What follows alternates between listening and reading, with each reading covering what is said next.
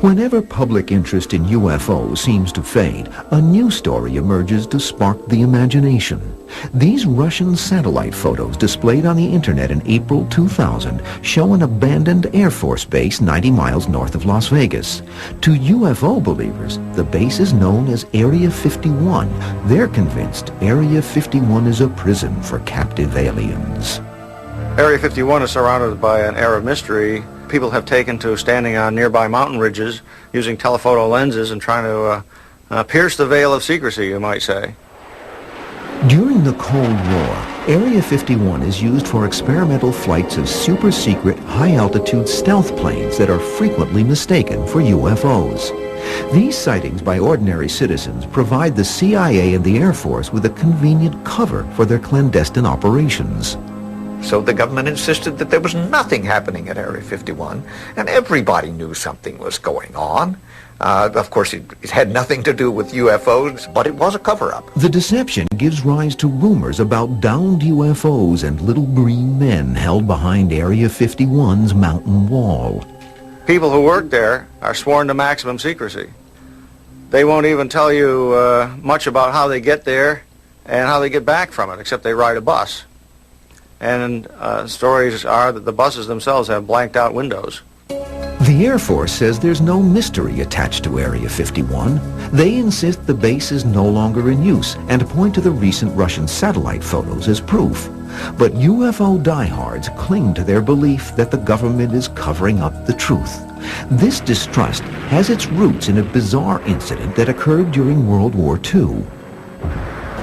In 1942, shortly after the Japanese sneak attack on Pearl Harbor, radar stations in California picked up signals from unidentified aircraft approaching Los Angeles from the sea.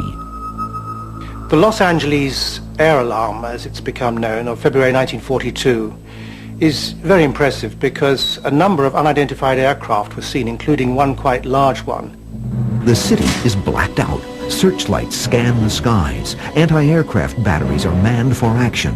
The Americans considered that they were being invaded by the Japanese because only a night or so before a Japanese submarine had attacked the Los Angeles coastline. Eyewitnesses report that the mysterious air armada is immune to the exploding shells. The aircraft hover over the city for about an hour. Then they slip away as silently as they came. At least 1 million people witnessed these events. 1,430 rounds of ammunition were fired at the objects. Nothing was brought down. In the wake of the action, there are 3 deaths from heart attacks and damage to private property, all from friendly fire. The incident makes the front page of the Los Angeles Times. It's popularly believed that the government and the military suppressed this. Now, in fact, no such thing happened. I mean, the story ran in the papers the following day. An inquiry launched by the Navy Department attributes the action to wartime jitters, claiming the Army fired at an empty sky. The Army, as confirmed in recently declassified documents, disagrees, insisting that something extraordinary happened that night in L.A., something that may never be explained. Certainly from a UFO standpoint, there was no need for them to cover it up because it was unprecedented. But clearly it was embarrassing to have to admit the existence of unexplained vehicles of unknown origin invading United States airspace over a major city. In July 1947, a mysterious flying object crashes in the desert near Roswell, a New Mexico town located near an Air Force base. This famous event is by now so riddled with government denials and distortions that the original reaction to the sighting is scarcely remembered. Nobody thought that this was a flying saucer from outer space. There was just wreckage, and the wreckage was of balsa wood and tape and bits of neoprene. The debris is confiscated by an Air Force intelligence officer, Major Jesse Marcel, who carts away the bits and pieces in the trunk of his car. The Air Force bungles its explanation to the public. The initial press statement that went out was that a flying saucer had been recovered and taken to Roswell Army Airfield. Later on, they said it was all a mistake. The Air Force retracts its statement almost immediately, declaring that the downed UFO is nothing more than a deflated weather balloon. talk of flying saucers in Roswell ceases. If you look in any UFO book, throughout the 50s, 60s and most of the 70s, you will not find a single reference to Roswell in there. So the military denial that this was anything more exotic than a weather balloon was actually a story that stuck. For 30 years, the Air Force's denial is accepted by the public, leaving only hardcore UFO buffs to challenge the government's assertion that there was no cover-up at Roswell. But there was a cover-up. The cover-up was of a project that even the authorities at the Army Air Base in Roswell were unaware of. The secret project is called Project Mogul. It's an ill-fated attempt by the Air Force to detect Soviet nuclear tests using microphones attached to high-altitude balloons that soar at 45,000 feet. The debris found at Roswell comes from one of these balloons. Project Mogul was secret. It's not clear that it was an important secret. I mean, unimportant secrets are kept just as tightly as important ones. That's sort of the military mind. Project Mogul remains a mystery for 50 years. By the time the Air Force finally discloses the truth, the Roswell legend has grown to include alien autopsies and UFOs hidden in government compounds. The dusty desert town no one had ever heard of becomes a profitable tourist attraction and a feeding trough for UFO addicts. For government intelligence agencies, Roswell is the beginning of a long, sometimes disastrous involvement with UFOs. When we continue, concerns about UFOs spread into the highest levels of the United States government. In 1948, UFOs claimed their first martyr. Captain Thomas Mantell and 3 other National Guard fighter pilots are on a routine flight from Kentucky to Georgia when they're ordered to pursue an unidentified flying object. Mantell was flying a P-51 Mustang, and he rapidly climbed to a height of about 22,000 feet, which was really pushing the envelope for that particular aircraft. One of the pilots runs out of fuel and makes a forced landing. The other 2 give up for lack of oxygen. Mantell alone continues the chase. He was probably at that altitude running short of oxygen. Whatever happened, we shall probably never know. The control tower records this final message from Mantell, coming up on what appears to be a metallic object tremendous in size directly overhead and slightly above. A few hours later, wreckage from Mantell's plane is found strewn across an open field.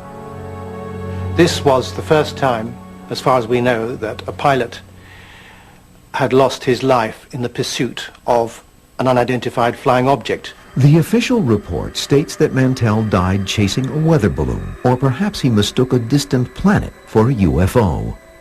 It's hard to believe that an accomplished pilot such as Thomas Mantell would have been fooled by either a balloon or the planet Venus. I simply don't believe it. But most experts believe there's a simpler explanation for Mantell's death. Conspiracy theorists say that Mantell's plane was shot down by a UFO. I think a more likely explanation is that he passed out because of the lack of oxygen at that height. The Mantell incident gains attention in the press, and there's no evidence of any government interference. As the Cold War begins to heat up, UFO sightings take on a more sinister aspect. Fear of a nuclear holocaust translates into fear of the unknown. UFO reports by ordinary Americans increase dramatically. The government feels a sense of urgency to prevent the sightings from spreading into mass hysteria. The CIA and the Air Force were concerned that not only would public opinion be set off kilter by UFO reports, but that the country's early warning systems might be saturated, setting the United States off guard in the event of a Soviet attack.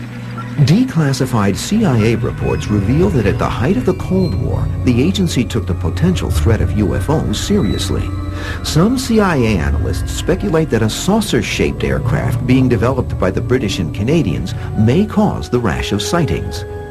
Others believe that the Russians have designed UFO lookalikes that are flying over the United States to strike fear into the population. And you really have to understand that the CIA was very, very concerned about the Soviet Union and their capabilities. Unless you understand that relationship, you cannot understand the UFO phenomena. In October 1955, Richard Russell, the powerful Georgia senator who was chairman of the Senate Armed Services Committee, embarks on a fact-finding tour of the Soviet Union. He hopes to find out if the Russians are invading American airspace.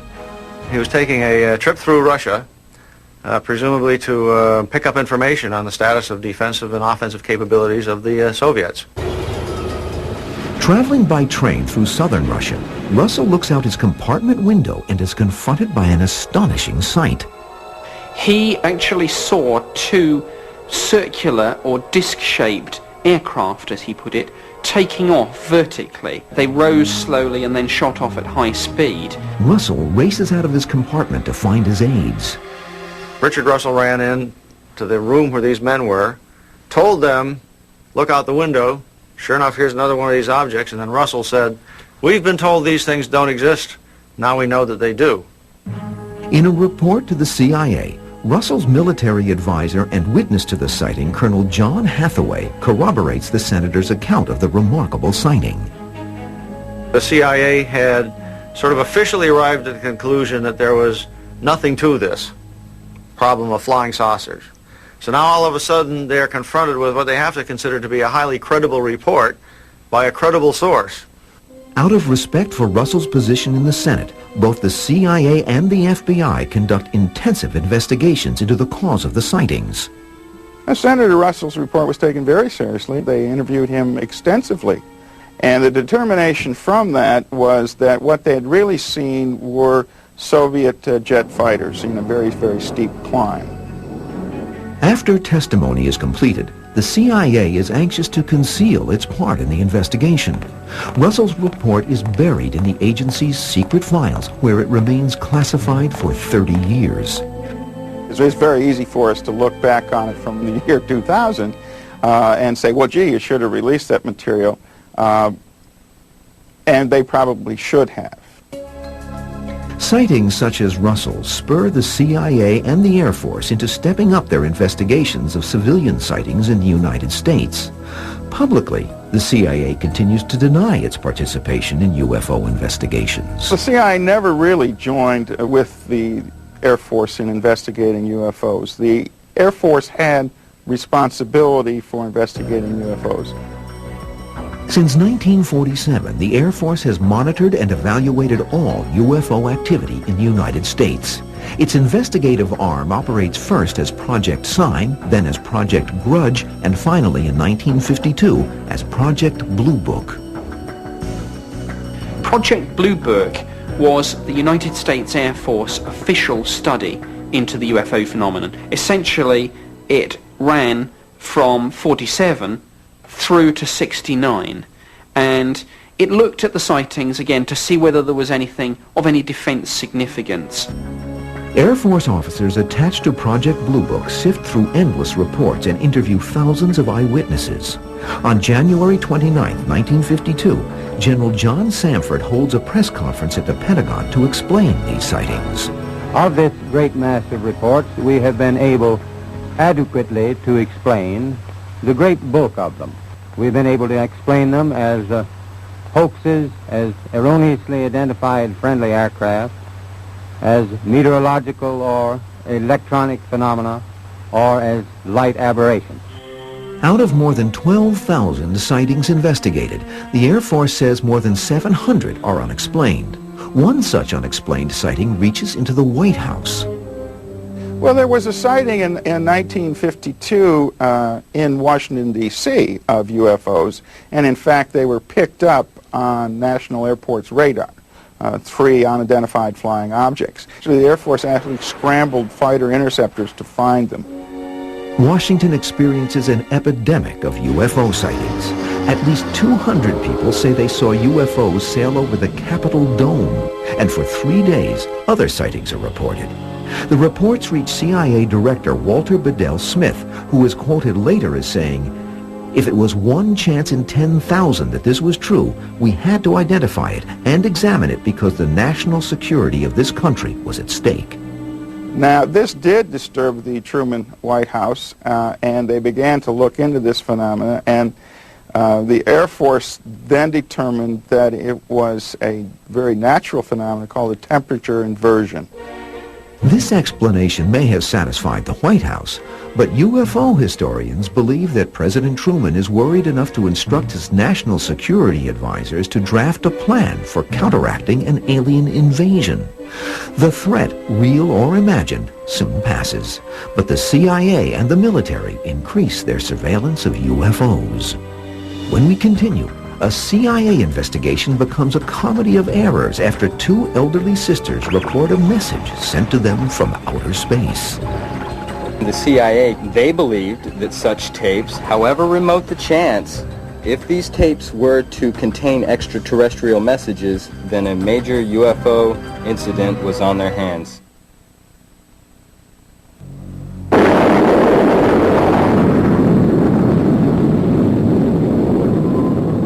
During the Cold War, Americans live in a climate of uncertainty, fearful that the world is moving quickly towards Armageddon.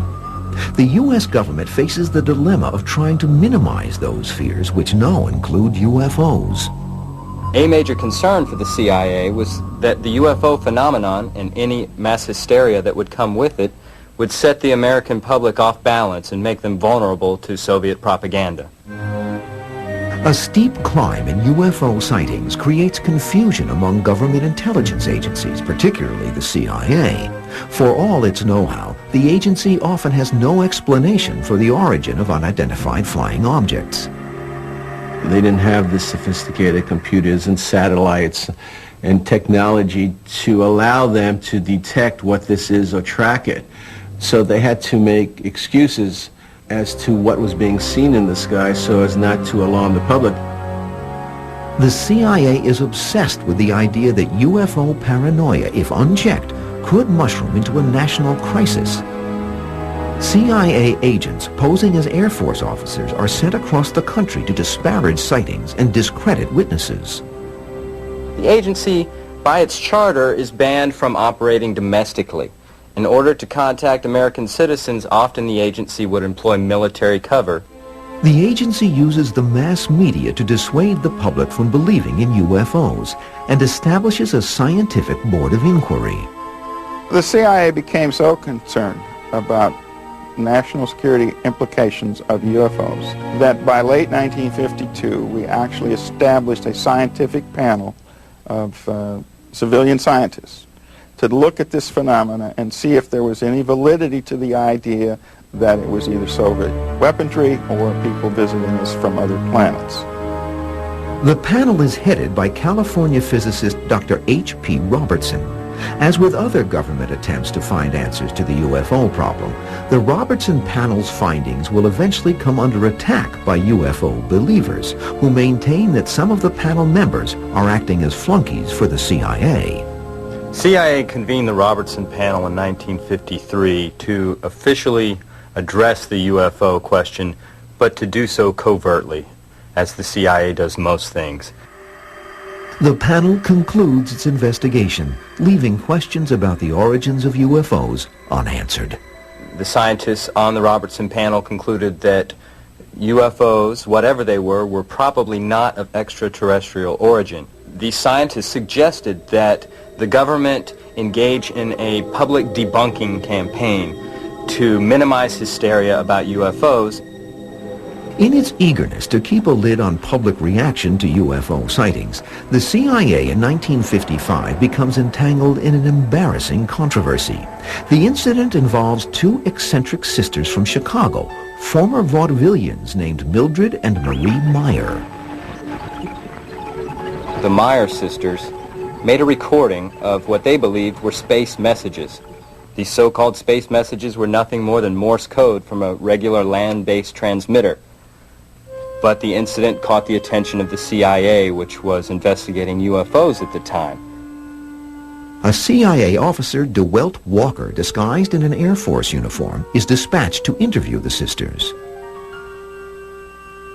They were all excited that they had talked to the officer and that the government was interested in what they had found. Walker gets the Meyer sisters' recording and brings it to Washington, where CIA analysts confirm that the so-called space message is Morse code. The recording is classified as secret and hidden away in the CIA's files. For a while, nothing more is heard about the Meyer sisters. A few years later, civilian UFO researchers became interested in the case, began to dig for the facts, and faced obfuscation and distortions from the agency that turned what might have been a tiny little incident into a major UFO controversy. In 1957, Dr. Leon Davidson, a physicist and UFO researcher, gets wind of the Meyer story. He goes to Chicago and interviews the sisters. There he learns about Walker's visit and suspects the Air Force officer is really a CIA agent. Davidson hounds CIA officials to find out which agency conducted the Meyer inquiry, the CIA or the Air Force. He gets the runaround from both. And Davidson was no fool. So he said, look, something's going wrong here, tell me the truth. And he kept writing back, and the agency tried to explain, and they got themselves in deeper and deeper. The CIA steadfastly denies that Walker is a CIA employee.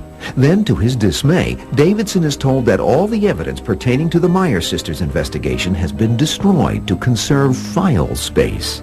Davidson is now firmly convinced that the CIA is involved in a UFO cover-up. Had they simply been able to tell him the truth and release the records to him, I think the whole thing would have gone away. Further controversy is stirred up in 1958 when a former Marine Corps pilot, Major Donald Kehoe, tells the media that there's a government conspiracy to hush up the truth about UFOs.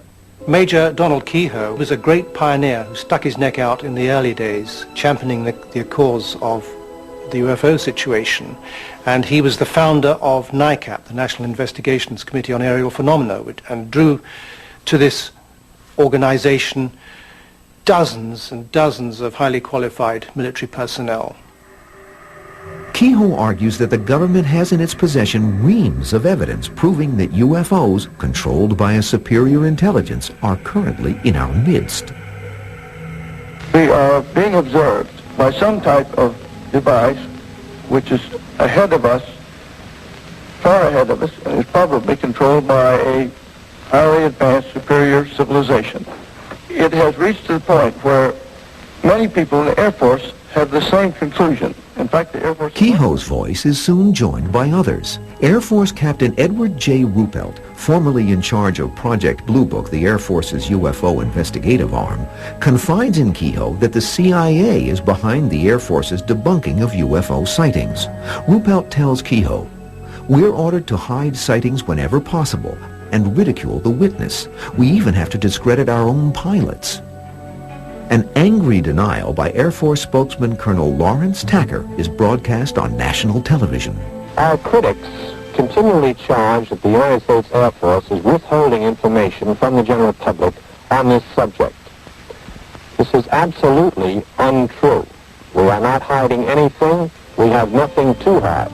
The obsessive secrecy over UFOs produces a controversial document that, when made public in 1987, is condemned as bogus by UFO historians. Called Majestic 12, or MJ-12, the document bears the signatures of the biggest names in national security affairs during the late 40s. One of the beliefs about MJ-12 is that President Truman and his advisors were so concerned about UFOs that they formed this secret group to hide the truth. The document purportedly calls for a total blackout of pertinent evidence pointing to the existence of extraterrestrial beings and spacecraft. It's all too sensational.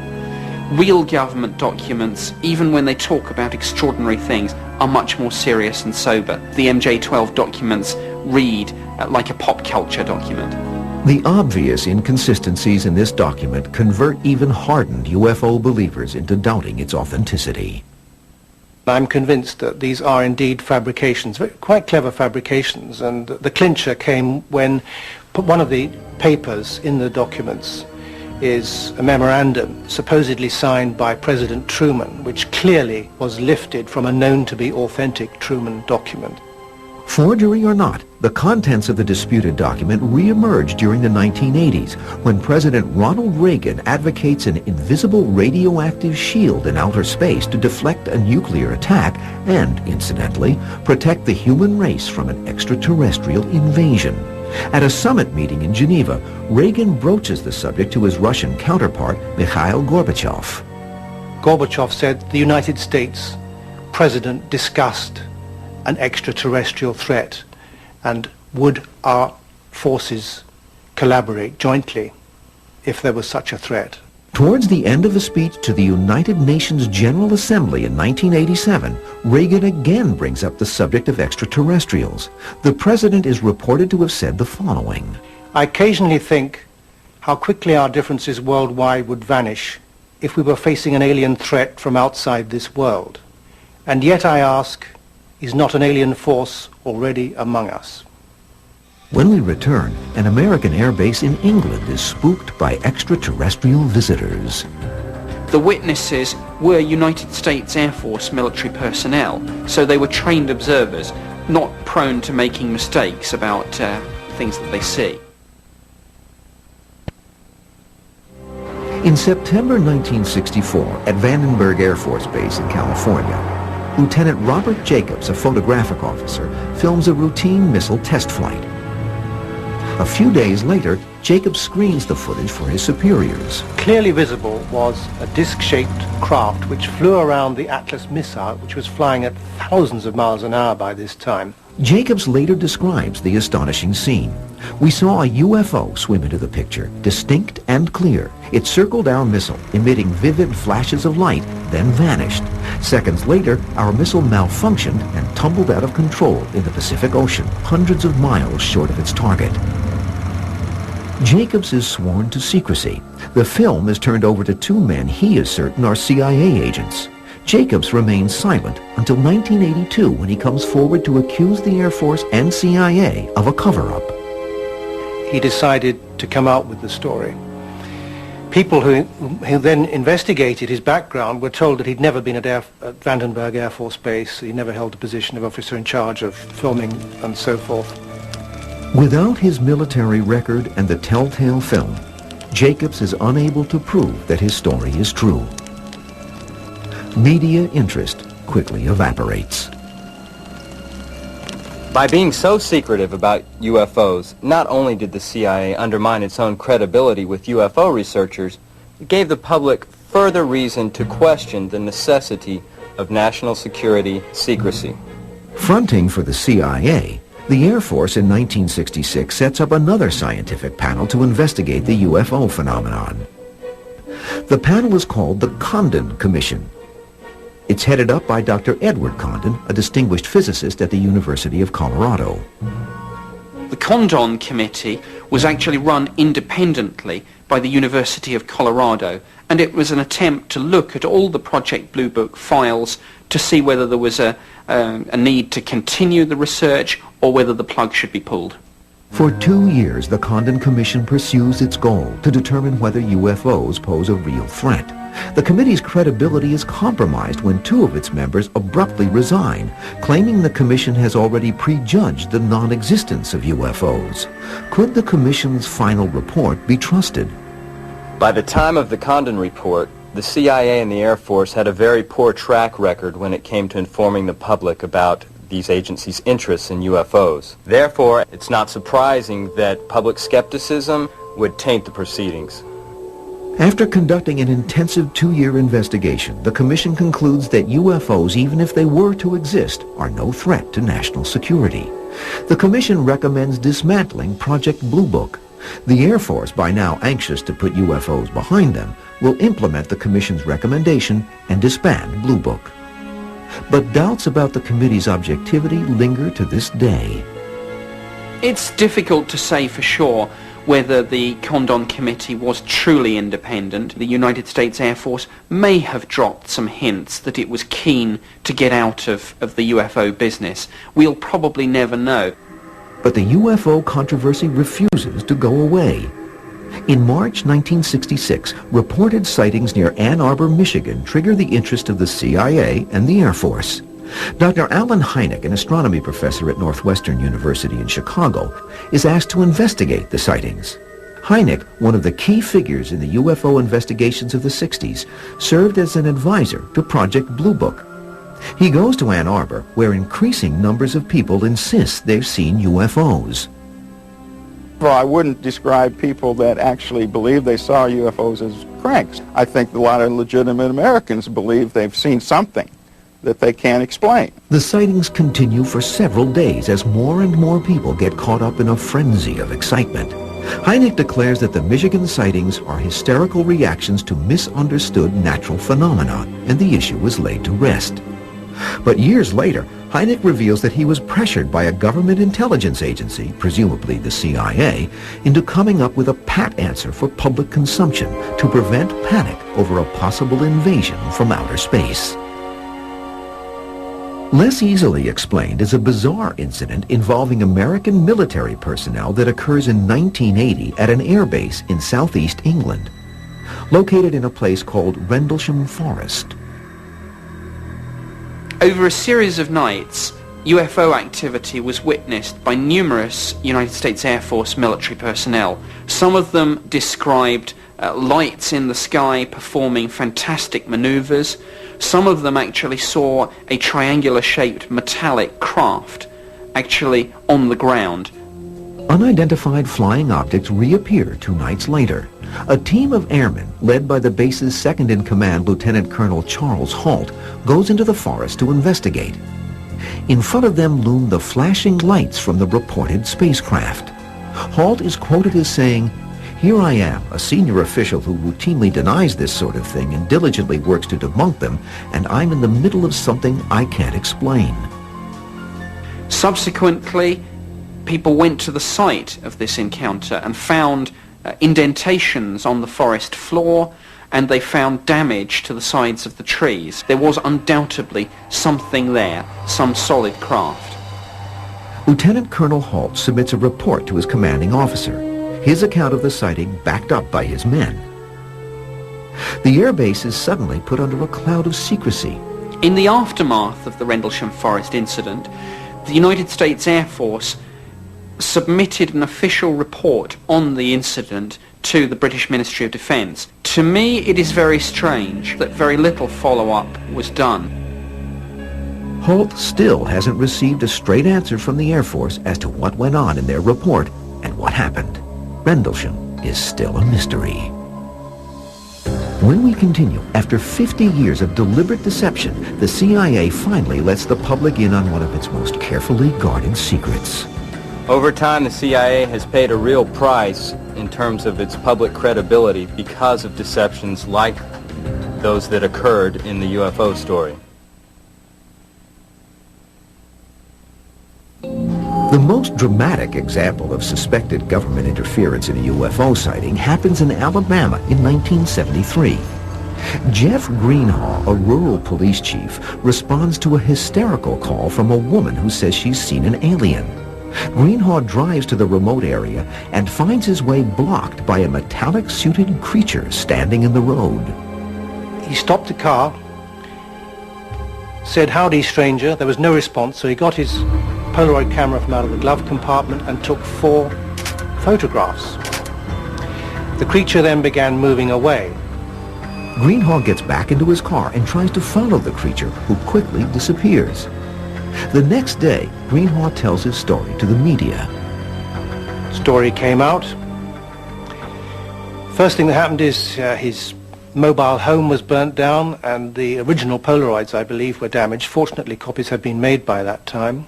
Greenhaw's troubles have only begun. In the following weeks, his car engine explodes, his wife leaves him, and he loses his job. My speculation is that some government agency was involved in trying to destroy the evidence. UFO conspiracists lay the blame for Greenhaw's misfortunes on their favorite culprit, the CIA. Others wonder whether Greenhaw's sighting is merely a hoax gone haywire. I don't think hoaxes go that far. And As to the question has arisen, was he hallucinating? Well, maybe he was, but the camera wasn't. Since the late 40s, UFO buffs have accused the CIA of covering up UFO sightings. Declassified documents released under the Freedom of Information Act in 1977 proved they were right, but for the wrong reasons. The CIA was deliberately telling all sorts of lies to try to cover up their tests of this secret aircraft. The agency admits that in the early 50s, at the height of the Cold War, it purposely misled the public to maintain secrecy about its new spy planes, the U-2 and the SR-71. The agency is asked by the Eisenhower administration to develop a reconnaissance aircraft that can overfly the Soviet Union. And this, of course, is all done in secret with covert funds supplied by the CIA. U-2 test flights are conducted out of an airbase at Groom Lake, Nevada, better known as Area 51.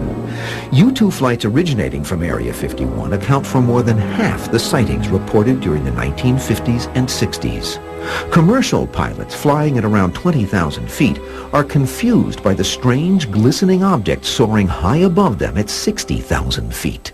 The U-2, when they first began testing it, was at that time polished aluminum. And that means that when it's still dark on the Earth, at that very high altitude, it's picking up the rays of the sun. It becomes very visible. The U-2 deception continues until 1960, when a Russian missile brings down a U-2 flown by Francis Gary Powers. The United States government tries to cover up and is caught in a red-faced lie when Russian Premier Nikita Khrushchev produces the U-2 wreckage and the pilot. The U-2 program is scrapped, and the SR-71, codenamed Blackbird, takes its place. And it could fly at 90,000 feet and faster than a rifle bullet. But the Soviets had the SAM missiles, which could shoot them down. So it never did overfly the Soviet Union. It did, however, contribute to UFO phenomena, because here you had another aircraft that nobody had ever seen. Throughout this period, the CIA continues to orchestrate the deception behind the scenes, using the Air Force as its cover. The Air Force got a bum rap in these UFO investigations because it appears from the CIA documentation that often the Air Force had to fib on behalf of the CIA. Any doubts about the CIA's role in the UFO flap are laid to rest in 1997 with the publication of the so-called Haines Report.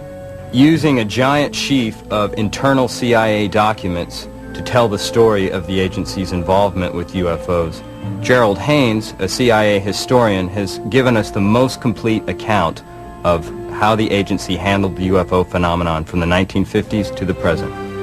What makes the Haines Report unique is the author's inference that perhaps the whole story has not been told. Now, a lot of people would like a lot more, but you have to understand that this agency deals in secrets, so it's not going to reveal everything it does. It simply can't.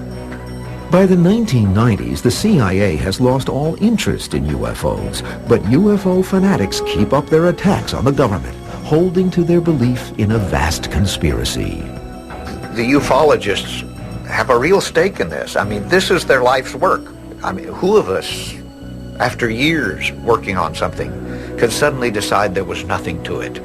That's really hard for human beings to do.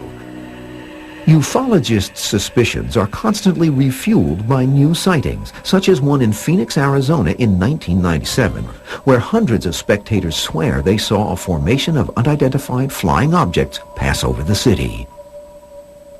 My group, Cause Citizens Against UFO Secrecy, has evidence, overwhelming evidence, that the citizens of Arizona are the subject of an invasion in the skies, in their homes.